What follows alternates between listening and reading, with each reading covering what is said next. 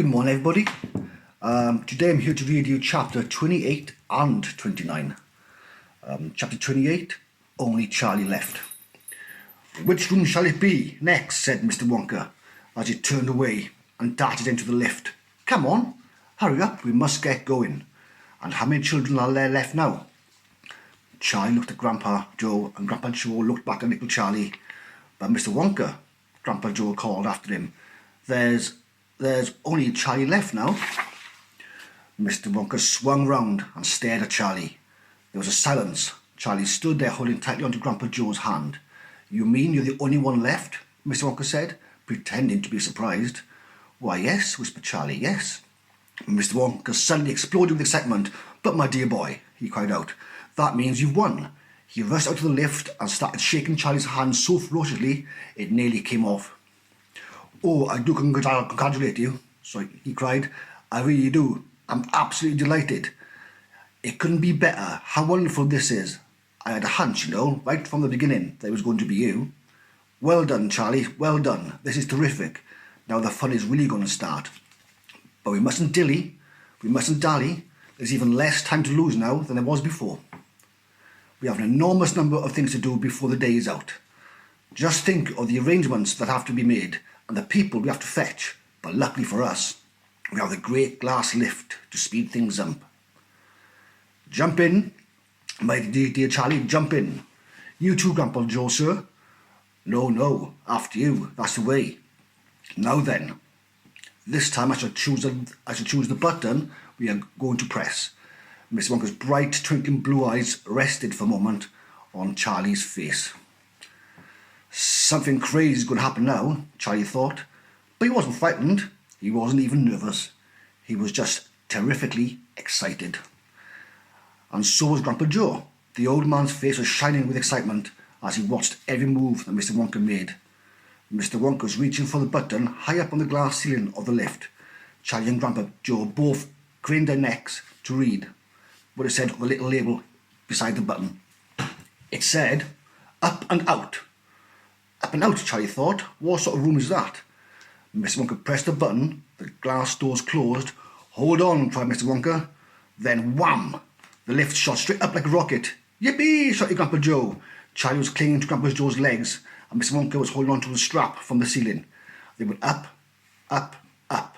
Straight up this time, with no twistings or turnings, and Charlie could hear the whistling of the air outside of the lift. It went faster and faster.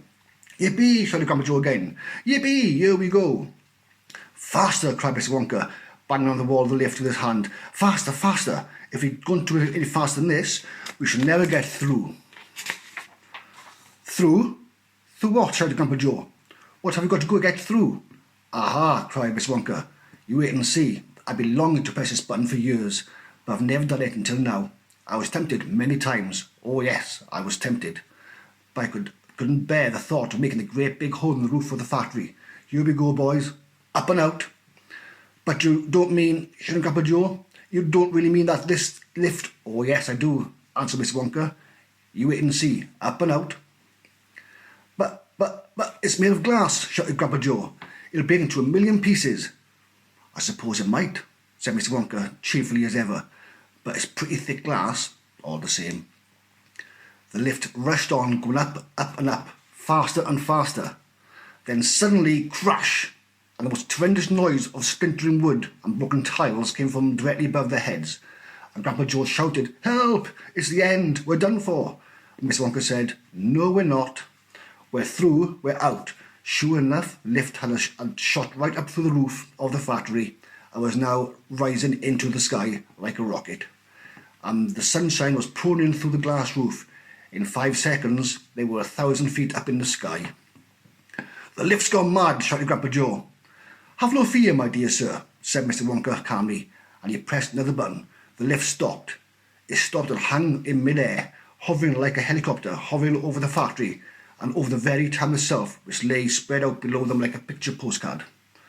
Looking down through the glass floor on which he was standing, Charlie could see the small, far-away houses and the streets and the snow that lay thickly over everything. It was eerie and frightening feeling to be standing on clear glass high up in the sky.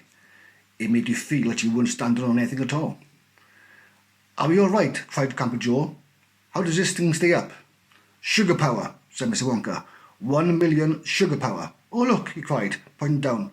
"There go the other children. They're returning home."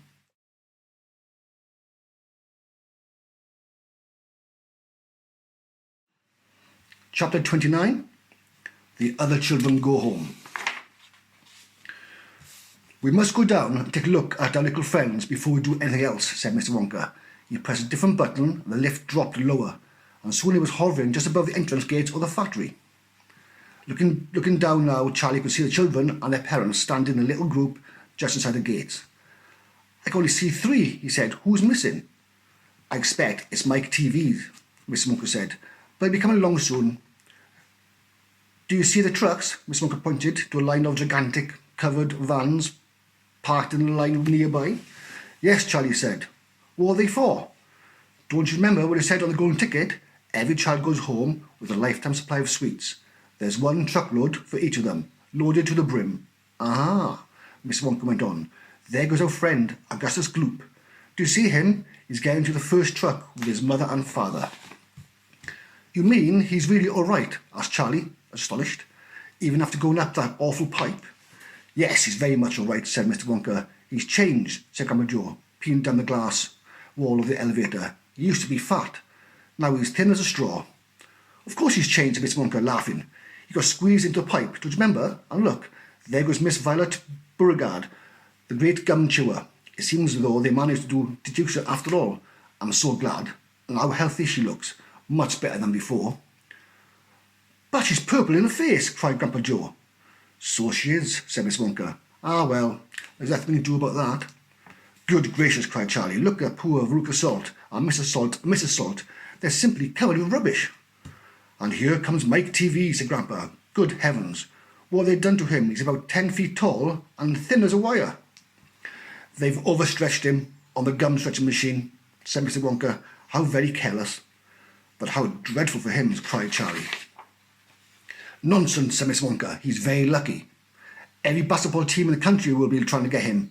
But now," he added, "it's time we left loose 4 silly children. I have something very important to talk to you about, my dear Charlie." Mr Wonka pressed another button and the lift swung upwards into the sky. Hope you enjoyed chapter 28 and 29. My creative task is that if you had to float in the air in a glass lift, write how you would feel and what would you like to see from above. Anyway, see you all soon. Take care for now. Bye.